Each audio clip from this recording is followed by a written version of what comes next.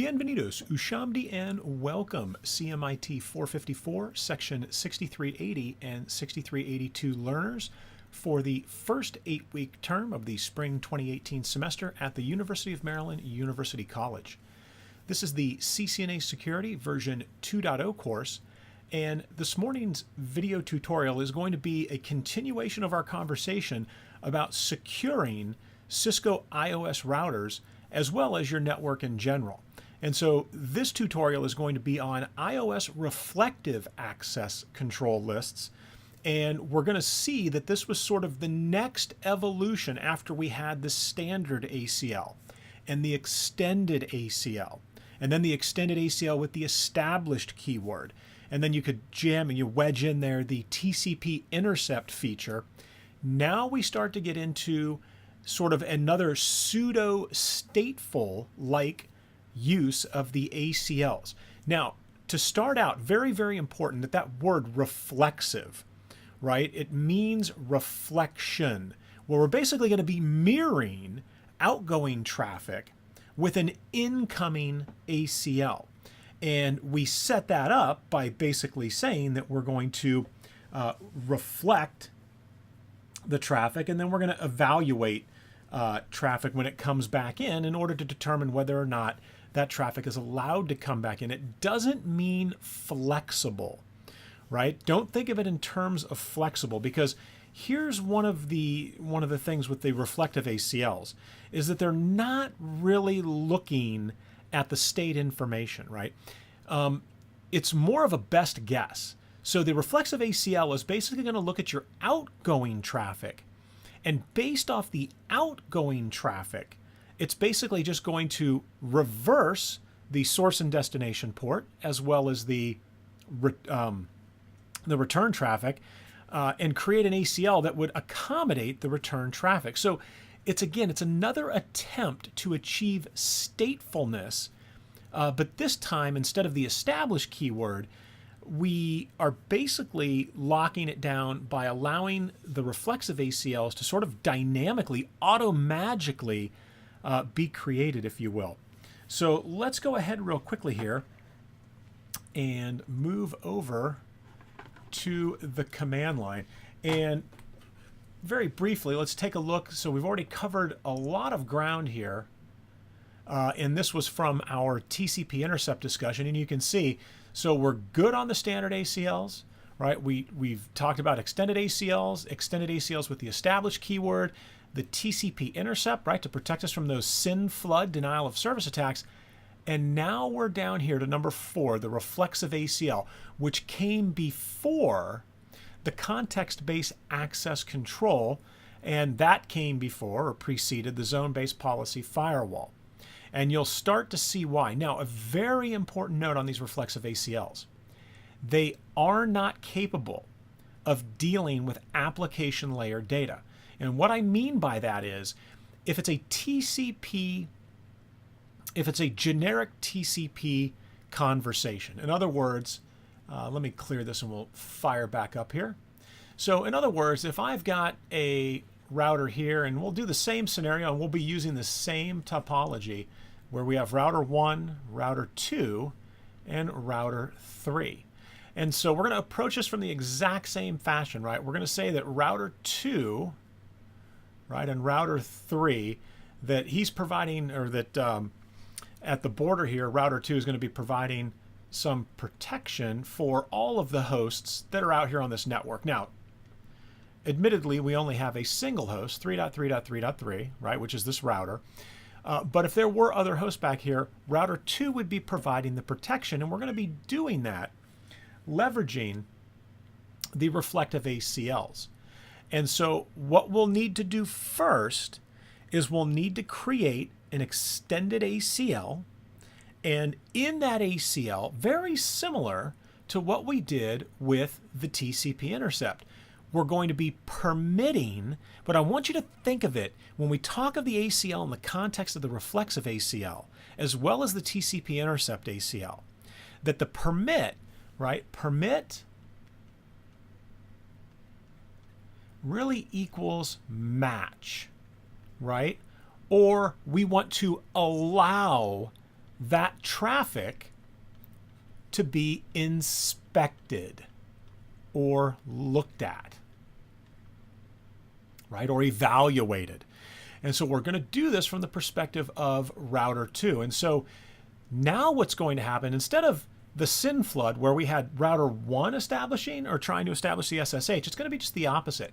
Because here we're going to say that this is my private network, right? And this is the public side of the equation. So this is where it's a little different from the TCP intercept. So again, remember, we're talking about reflexive ACLs. And again, the reflexive ACL, it's not much more complicated than extended ACLs. So we've got a public, and this is also going to be referred to as our untrust, right? And this would be our trusted because it's behind our border, right?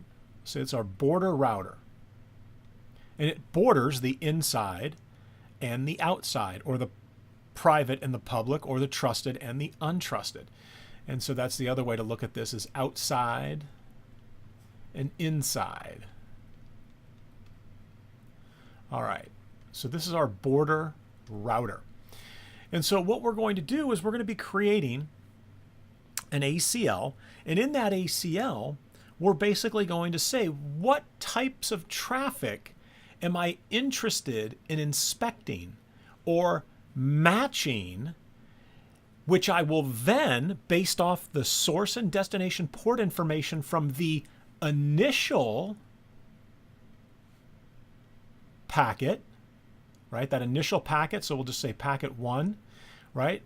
Or the first packet in the conversation. When it goes outbound, I will create an ACL auto-magically and place or and add it to an ACL that we're going to apply right here already. And so it'll literally modify that ACL, basically just mirroring or flipping the outbound communication so that when this traffic comes back inbound, router 2 says, oh yeah, so I just created a reflexive access control entry in the reflexive ACL that's on this outside interface that allows that traffic to come back. But here's the challenge, and again stressing this because this was another one of the shortcomings of the reflexive ACL, is that when we're talking about the reflexive ACLs, excuse me, when we're talking about the reflexive ACLs, it works great when what happens is what you expect to happen. And here's what I mean by that. So let's use SSH because that's what I'm going to be using. So we're going to use SSH as an example. So on router 3, if this guy says SSH -L admin to the 1.1.1.1, and we know that's the loopback address of router 1, and then I hit enter, I know that the source IP is going to be 3.3.3.3. I know the source port is going to be some random high port, right? It's not going to be 22 because remember, we're not the server here, we're the client. So it'll be 3333 with some randomly high number, 47123, 54987. But that's my source information. My destination information is going to be what? 1111:22. Because this is the destination IP, that's the destination port number when we're dealing with SSH. And this is nice and clean and it works very, very well. Where the reflexive ACL breaks down is when you have non-standard ports in play. Let's say that you're using HTTP and you're going out and maybe it's not port 80, right? Maybe it's some other port number, 8080, 8008, whatever the case may be. Or an even better example would be voice over IP, right? VoIP traffic. It will not necessarily mirror, the outgoing traffic is not necessarily going to mirror the return traffic. It's going to be very different. And so the same is true with when it's nice and clean like this. It's very, very simple because router 2, where everything is reflexively configured, basically says, oh, okay, so then I'm going to add an ACE, an access control entry into this reflexive ACL that already exists on that outside port. And there's an ACL already applied there with the access group command. And I'm just going to sit there and add entries in for traffic I see going outbound that I am configured to quote unquote permit or match and reflect. And I'm going to reflect it into like this pseudo kind of a state table, right? And so that's what's happening. So it would take this, and then this ACL entry would basically be, and this is again coming back, right? So the traffic goes out, coming back, it would auto-magically, router 2 would say permit TCP, and then we know the from, right? So it's just flipping these values around. So the destination becomes our from. So from 1, 1, 1, 1. And I could do the quad zeros of the host, and let me go ahead and jam host in here. From TCP host 1111 to equal port 22 and going to 3333, and I should say host 3333. And actually, now that I'm looking at this, it's going to just be equal to, yeah, no, that's right. That should be right. Yeah, and we'll have to see what it does. And I'm pretty sure this is correct, but we'll see what happens when it injects the rule in there. I'm kind of getting this mixed up in my head. So make sure we've got the host keyword in there. But again, that's what's going to happen. It's going to flip this around, right, and create the ACL. And in fact, I believe it even breaks it out to where it's the random port shows up here. So I'm pretty sure that's what the syntax is, but we'll see. Again, reflexive ACLs are definitely a thing of the past, kind of like the TCP intercept. But again, there are use cases for where this could be handy. But typically what you're going to do is you're not going to use the reflexive ACL. You're going to use the context-based access control. And then you're not really going to use that, right? You're going to use zone-based firewalls, which is what we're working our way up towards. So again, reflexive ACL, we're going to create this ACL here, and then it's going to auto-magically, based off of traffic it matches going out of the network, add entries in here, right? Sort of simulating a state table that it's going to check when return traffic shows back up to say, hey, are you allowed to come in here or not? Because this ACL that we place right here is literally going to be a deny IP any, because we want to protect our network, right? Think of it like if you were hooked up to Comcast. You don't want this to be open and allow all traffic to come back through. You only want it to allow traffic back through that's responding to legitimate traffic that's initiated from your inside private, trusted network. All right, so let's jump onto the command line, and it's actually very, very straightforward. All right, so we are on router 2. And remember, we said that the TCP intercept doesn't work with NAT or CBAC or zone-based policy firewall, but there's no reason not to leave that in play here, right? Because we continue to protect from that denial of service attack, that SYN flood denial of service attack, and now we're going to kind of bolster the security of our network with reflexive ACLs. And so let's go here, and here's what we're going to do. We're going to say IP access list extended, and what are we going to call it? So I'll just say RACL, right, for reflexive ACL. And I'm trying to think this through in my head real quick. So we're going to do this one, and then there's an inbound and an outbound. So maybe that's not the best name. So we're going to do IP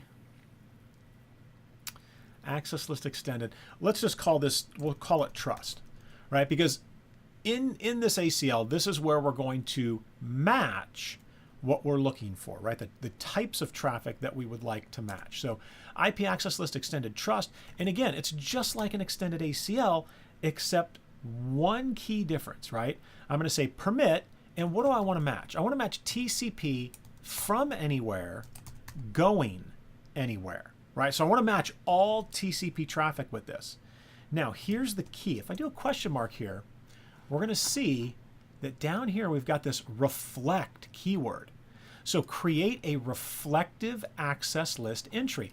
And this is the only thing that differentiates this, right? At least from the syntactical perspective, from an extended ACL. This is the only thing that differentiates the reflective ACL from just a simple standard ACL.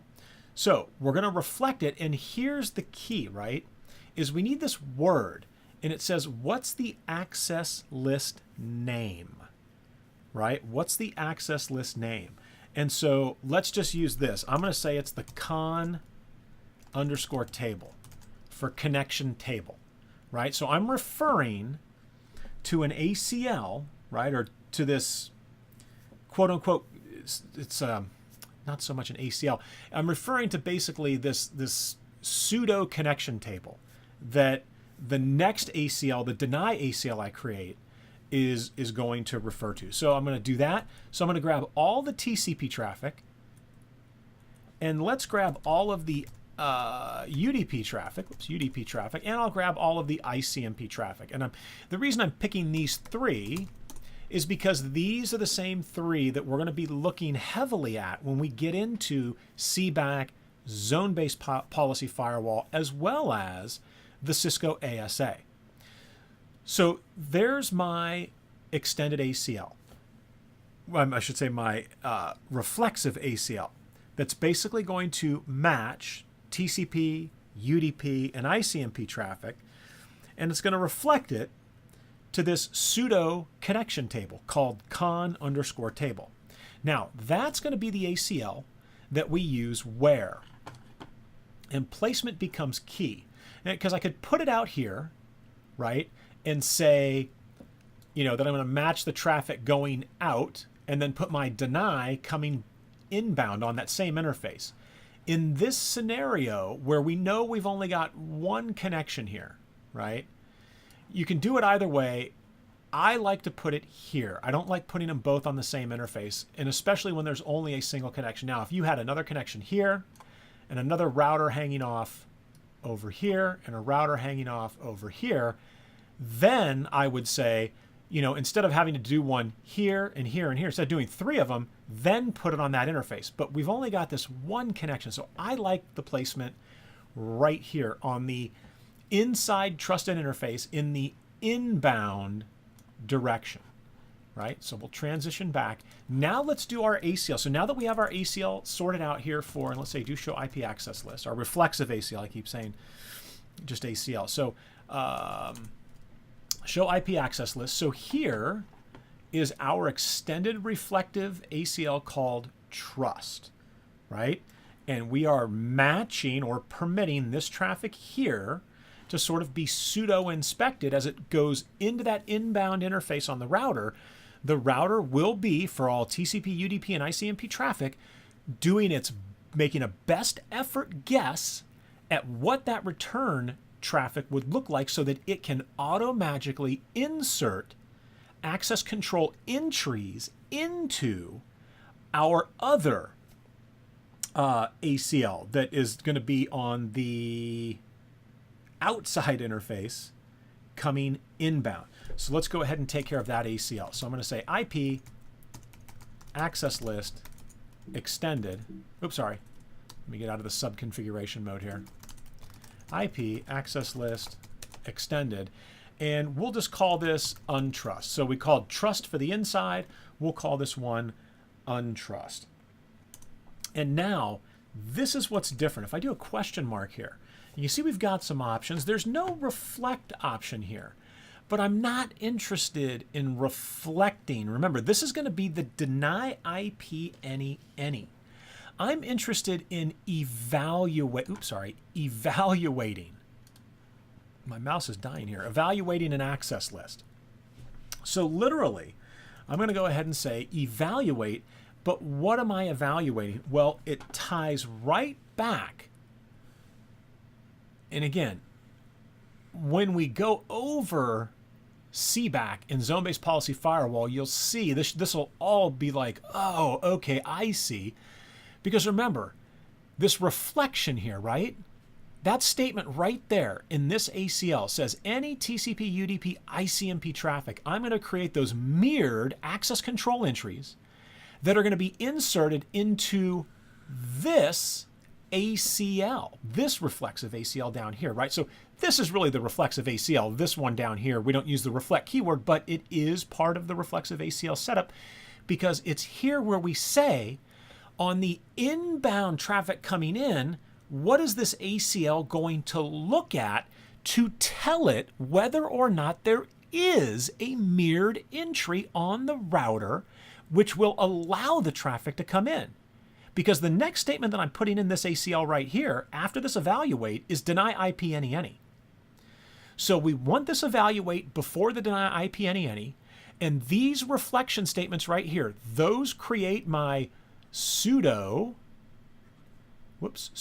state table, right? Connection table, state table, same thing. That's what creates my pseudo state table. And that is the name of my pseudo state table. And this ACL, which is on the outside interface, evaluating traffic coming inbound to the interface. It is this ACL that refers back to the connection table to determine whether or not that traffic is allowed back in.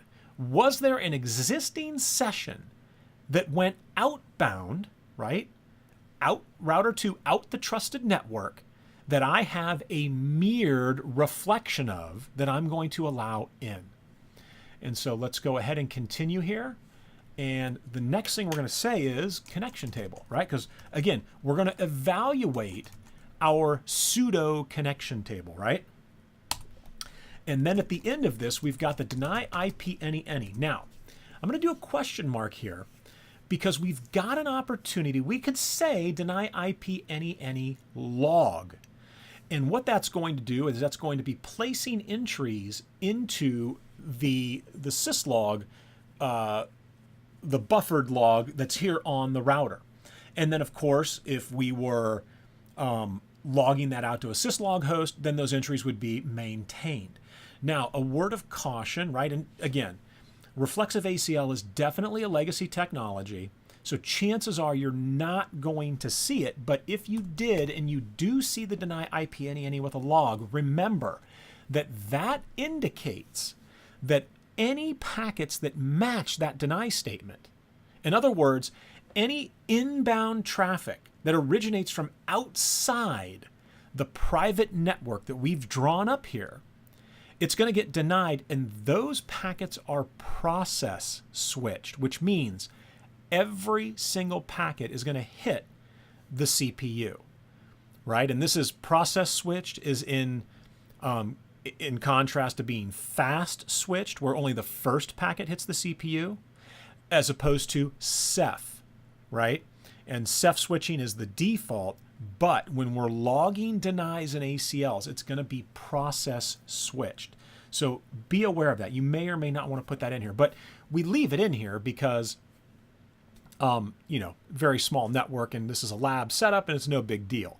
So, but be aware of that, even in your regular ACLs, that it is process switched when you hit those denies. All right.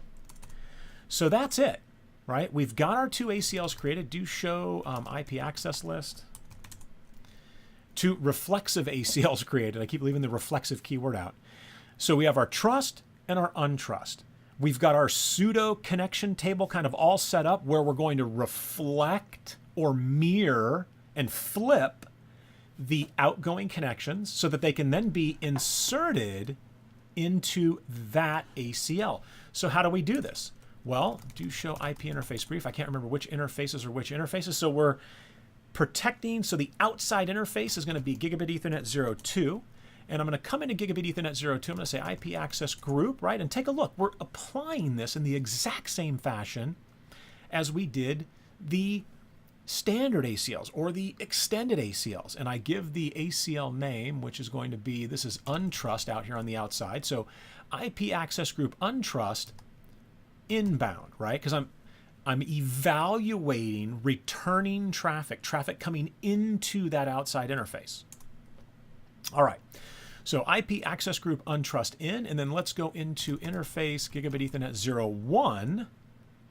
And take a look. And oh, I love this. This is fortuitous. So remember, we're running OSPF, and I'm going to allow, the next message you're going to see, or I should say, you'll probably see maybe one or two more of those. But what you'll see after that is that our OSPF adjacency is going to die. And we'll come back and touch on that. But this is also very important, because if you've read about the zone-based firewall from our readings in Chapter 4, you'll notice it references the self zone, right? And there we go. Dead timer's down. We went from full to down. The OSPF adjacency's down. And that was sort of an artifact, that last IP access log GRP. But again, you can see it's telling us that, hey, I'm getting on the untrust access list, I'm getting hits that are OSPF packets. And so again, we'll come back to that. But remember that self zone, because that becomes important. All right, so we're going to go into, did I get into interface gig 01? Let's make sure here, 102.32, we did. So IP access group, and what do we call it? Trust, because this is our trust side. And it's in the inbound direction, right? It's traffic coming into that interface from our private, trusted inside network. And right now, if I'm generating traffic from router 3 going out to router 1, I should also be reflecting that traffic. And so let's take a look. Or actually, before we take a look, it's not going to work because OSPF is down. So if I come over here to router 3, and the OSPF that is down, the OSPF adjacency between router 1 and router 2 is what's down right now. So when I say show IP route OSPF, I'll have the 222 entry, but what entry don't I have? Yeah, I don't have the entry to get to the 1111. And that's a problem. And so let's tackle that now, because now's the appropriate time to talk about it, because until we fix that, we're not going to be able to initiate the SSH or any ping commands or anything like that. So what happened? Well, let's take a look here. Remember, show IP access list. Do show IP access list. Remember what we did on that outside interface, that untrusted interface. We applied this ACL here, which basically says evaluate return connections that are in the con table, that pseudo-stateful table, but then deny everything else. And you can see the matches are going to, and those matches will continue to go up, right? Because OSPF on router 1 is going to continue to send hellos because he's looking for other OSPF speakers. So this is one of the limitations of the Reflexive ACL, is for control plane traffic. And control plane traffic would be defined as routing protocol traffic, right? Traffic that we are generating as not transit traffic, but like if I ping, or if I telnet, or if I SSH, right? That traffic is being generated by the router itself, which is different from traffic that is transiting the router, right? Transit traffic is completely different. And that's traffic, and real briefly, we've got some room on the side. So when I talk about transit traffic, right? So here's router 1, router 2, router 3. So 1, 2, and 3. So from the perspective of router 2, I'm running OSPF here. But this traffic, this OSPF traffic, is being generated by the router itself. So router 1 is generating OSPF messages, as is router 2. But router 2 now has that deny IP any right here. So it's denying, it's dropping the OSPF traffic from router 1. And as we saw, the adjacency then expired, and we lose all of the routing information that we require to get over here to the 1111 that was being shared via OSPF to router 2, who then shared it with 3. That information's now gone because this adjacency is gone between 1 and 2. And so that control plane traffic is being generated by the routers. But if I'm on router 3 and I type in SSH -L admin over to router 1, right? I'll just say R1 over to router 1.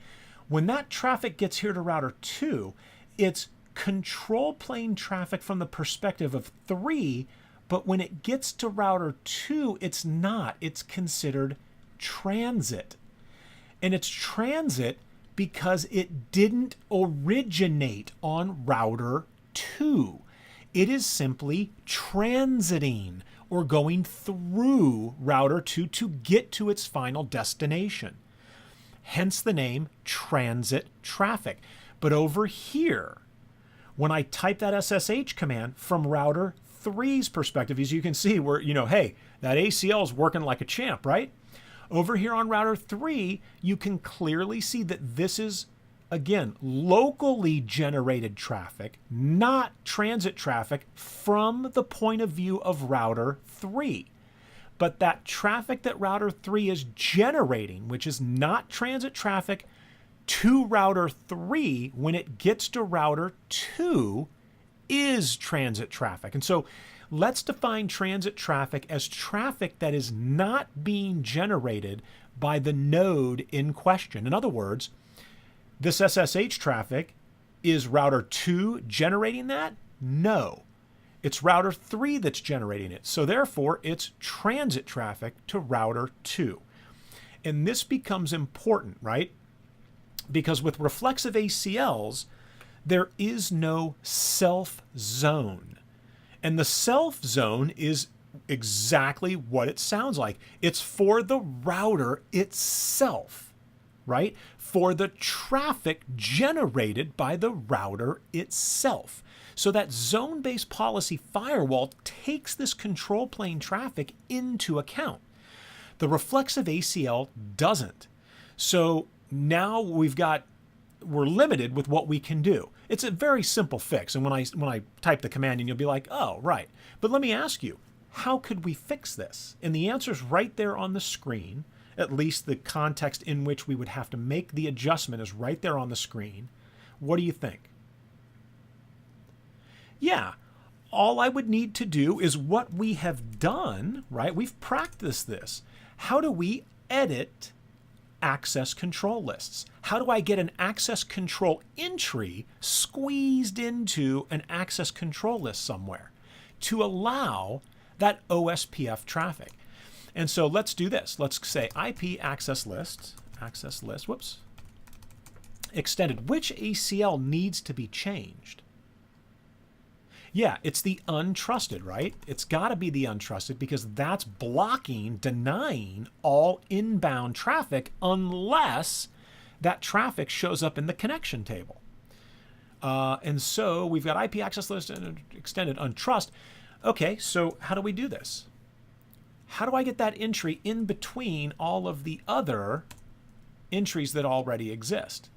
Well, it's easy. I just simply need to put a sequence number that is before the deny IP any. So I'll go with 15. But what am I doing? What am I permitting here? So 15 permit what? And it's pretty obvious, right? Self-explanatory when we see it. OSPF. So I'm going to say permit OSPF and then from and to. So again, I could squeeze it down, right? But no need. I'll just permit OSPF any. And you can see we get hit with an untrust, but take a look what happens right after that. This hello packet had come in before I hit enter here. And then we get the log message saying, hey, I got another hit here. I'm still getting these packets that are OSPF packets that I'm denying, right? I'm denying these packets because my ACL says deny IP any. And as soon as I hit enter, we waited a second or two and then take a look at what happened. The subsequent hello packet was received and the adjacency of the OSPF adjacency is now back up. So if I was running EIGRP, what would I do? Yeah, permit EIGRP any. What if I was running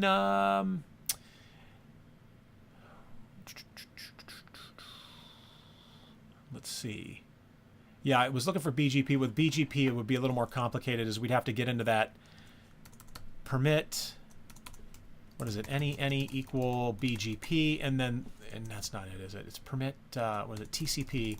Any equal BGP. Oh, duplicate sequence number. So yeah, with BGP, we'd have to use 2, which might be a little outside our scope here. There's 2 statements that are required because with BGP, since it does use TCP, it's not like OSPF.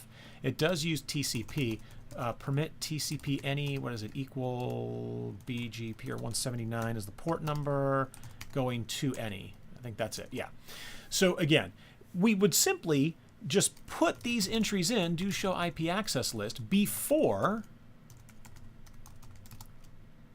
and I'm going to say untrust. I want to look at just that one, right? And so take a look there. Now, this is awesome, right? I mean, we get to see that, hey, the OSPF is hitting, everything is successful. If I was running BGP, that would work too. The EIGRP didn't take because I put in a duplicate entry number there, so let's just say 18, right? And then we'll rerun that do show untrust. So now we've got EIGRP in there, right? So again, the adjacencies back up is the key point, and based off the protocol that you're using, you would go ahead and use one of those permit statements and put it before the deny IP any log. So now let's see what is so interesting about these reflexive ACLs. So now when I say show IP route, OSPF, whoops, show IP route OSPF, in 3, and what just happened there? Show IP OSPF neighbor. Oh, huh. Yeah. So we're in the init state here. So not only do we need to address the outside ACL, we need to address the inside ACL. And so hopefully you're starting to see, okay, the reflexive ACL, it's kind of neat, the concept, right? But look at all of the sort of one-off corrections that we're having to make here. So now I need to deal with the ACL that is show IP access list trust. I'm sorry, let me get on the right router here. Do show IP access list trust, because this ACL is permitting TCP and UDP and ICMP, but what is at the end of every ACL? Exactly. The deny IP any. There's implicitly it's there, right? So we explicitly put it here because I want to see, hey, you know, look at all these matches that we're hitting here, but it's implicitly at the end of every ACL. So where in that ACL am I allowing OSPF, which is IP protocol 89? I'm not, right? So if I say do show IP OSPF neighbor, I've only got one adjacency right now, and that's with router 1 because we fixed that problem. But now we need to fix this problem. So let's exit out of here and say IP access list extended trust. Because now what do we need to do? Exactly. I need to put another entry in here before the implicit deny IP any at the end. So I could simply say 40, and we're going to say permit OSPF any. We'll keep it simple, right? So what we should see here any second now is that right there is we went from, we went through the OSPF finite state machine, all the different states, right? The init from down to init to, loading to full. And so now our adjacency is back up. So I say do show IP route OSPF here. Whoops, show IP route OSPF here. And we see the information we need. Now let's get over to router 3.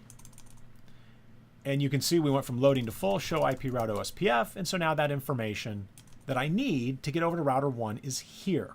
So let's check this out. Let's watch. And it's actually pretty cool, right? I mean, conceptually, it's a great idea, right? But there are definitely some limitations. We've seen 2 of those limitations already, is that we have to account for other traffic that doesn't nicely fit into the TCP UDP ICMP box, if that's the traffic we're looking at. So let's go ahead and say SSH -L admin, and let's go over to the 1.1.1.1. Now it's asking me for my password, so I'll say Cisco, and you can see I'm on router 1. So over here on router 2, if I say show IP access list, take a look at this new entry, right? Take a look at this. Reflexive IP access list con table. So it creates this ACL that is going to be referred to that is like that is it right there. That is your pseudo state table, right? That's the pseudo state table. And look what it did. It basically flipped the entry around, and I actually had it right. So permit TCP host 1111 equal 22 going to host 3333 equal 2, and that was router 3's outgoing random high port. And we see how many matches we've got, and then you see the time left for the entry. Now here's, and this is again, this is another sort of quirky thing with the reflexive ACL. So now let me come over here to router 3 and let me exit out of my session. So you see I've terminated my session. So now we come back over here to router 2, and you can see the ACL was still in there, and we were quick enough to get it. Now it says time left 0, and then it's gone. So what ends up happening is that it inserts that reflexive ACL in there, and it allows that TCP return traffic. In the case of SSH, it allows the TCP return traffic back through that port, right? Makes it super, super simple. But again, for communications that fit very nicely and that are going to play nice in terms of source, IP, destination, port, right? It works out well. Let's try ping. What happens if I ping 1111 and I source that from my loopback 0 address? And you can see, and let's do this. Let's repeat this out a few times there. So let that run, and we'll come back over here. And remember, the ping is working because I'm allowing ICMP to be matched is a better word. I don't want to say inspect, but to be matched. And then look, there's the entry, right? And you can see we're pumping quite a few packets. It's just a repetitive process there. And so isn't that cool, right? Very, very cool. And so we've got this reflective ACL that is basically, it's like this pseudo state table. And that is what is being, that's what's mirroring the outbound connections, and then flipping the outbound connection information, source, destination, protocol, port numbers, creating this reflexive ACL, allowing the traffic to come back in, right? Now, what if I did this? What if we come over here and, whoops, sorry, and actually we'll do it on router 2 because this is where the ACL lives. I'm going to pull that entry out. So IP access list, right? Let's continue to adjust this access list. Access list extended, and I'm going to say, which one am I looking at here? Trust. So I've determined that it's no longer safe for me to allow ICMP at all in any form or fashion, and it's actually 30. No 30. So I'm going to remove this access control entry. So I basically say no 30, referencing the sequence number of the access control entry I wish to remove. So I say no 30, do show IP access list, and we can see that it's gone. So ICMP traffic is no longer being evaluated. So let's check. Whoa, take a look at that. So as soon as I said, don't match ICMP traffic with the reflexive ACL, don't mirror the outgoing entry so that there's no mirror allowing it back inbound. And as you can see, we get this destination unreachable, because what is happening is these pings are actually making it to router 1. It's not until they come back to router 2 that they're being dropped. And we saw how we could take a look at this, right? We could say debug IP packet detail. Again, let me caveat this. Do not run this command in a production environment unless you have an access list that you've piggybacked onto it that is scoping what you're going to be debugging, because this will bring your router crashing down in a matter of seconds. So what we should see, and that's what I was looking for, and now I'm going to say, or wait a second, is there any ICMP in there? I am not seeing the ICMP. I'm seeing, yeah, and I thought that I didn't kill this, did I? I did not think I killed that.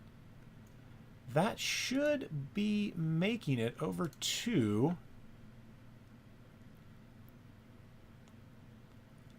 Yeah, that's interesting. I would expect that I would see that over here. Let me see something real quick. I should see that with the detail.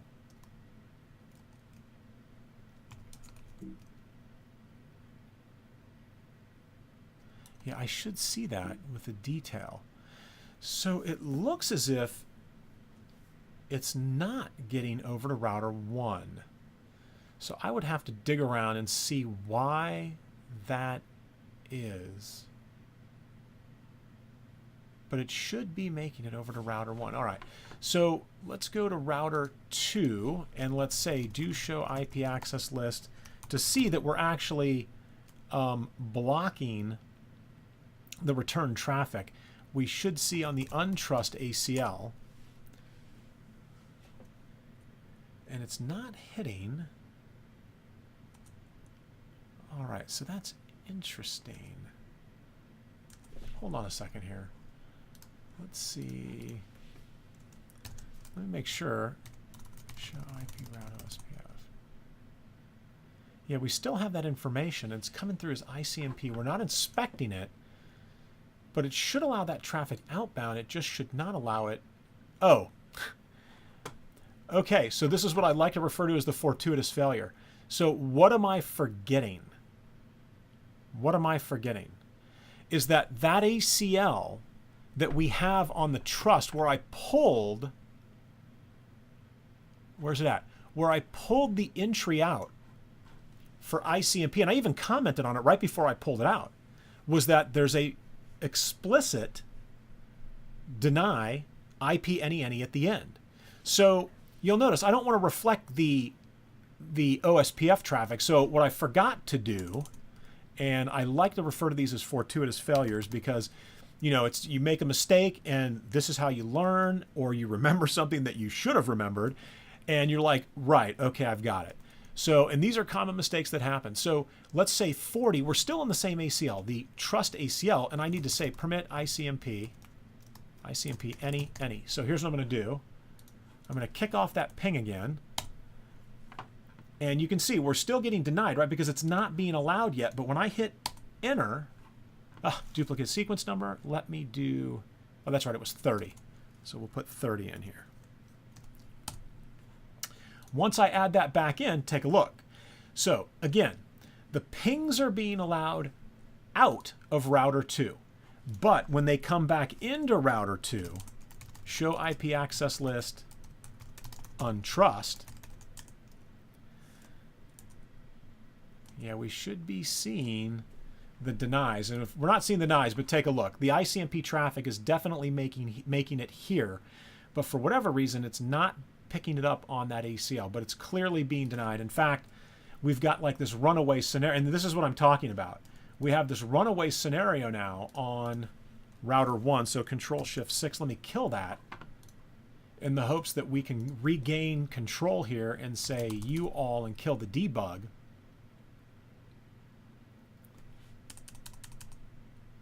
And again, this is just artifact. These are just artifacts from all of the commands that were buffered up, and now we're being, you know, spammed with all of this buffer information. But you can see the ICMP, and I'm trying to catch a fail message, but this is going by the screen too quick. But again, that's the problem, is we're sending the packet back, but the packet is never going to make it back because, one, the traffic's not being inspected. Yeah, I would have thought that ACL on the untrust outside would have been incrementing, but it's not. And this is still going. And again, it's not that the ping is still going. It's simply that these are artifacts, right, of that ping. There we go. And it finally caught back up. So if we were to scroll back a little higher, you can see here that we've got this traffic coming in, right? ICMP type 0 code 0, which is your echo request. Type 8 code 0, which you're going to see down here, is the echo reply. And the packet was being routed. So yeah, we're not going to see the failure here. But what's going to happen is when it gets to router 2, that packet is going to be dropped. I'm making sure we don't see anything that would indicate that. Yeah, nothing shows up here. So again, that is the reflexive ACL in a nutshell. So again, a quick review as we've kind of made our way from the standard ACL to the extended ACL to the TCP intercept feature, which kind of augments all of the ACLs. Now we're looking at the reflexive ACL, where we sort of create our own little pseudo connection table. And that is what gets looked at in the form of a reflexive ACL. That's what gets looked at and evaluates return traffic coming back into my network to determine whether or not that traffic was matched or inspected, or mirrored is a better term, mirrored on the way out of our network. All right, so now we move into the context-based access control, which followed the reflexive ACLs, right? So obviously there's some shortcomings with the reflexive ACLs, and we saw that with the routing protocols, right? There is no self zone. It doesn't work for that control plane traffic for the routing protocols or the SSH, any locally generated traffic. And that doesn't scale really well either. Imagine if we had multiple interfaces behind router 2. Then we would be stuck with, okay, well, how are we going to do this? Because maybe you don't want to inspect certain traffic from certain networks. Maybe you only want to do that in individual cases, and it doesn't scale well at all. All right, well, that is going to wrap up iOS reflexive access control lists. Now we are on to context-based access controls.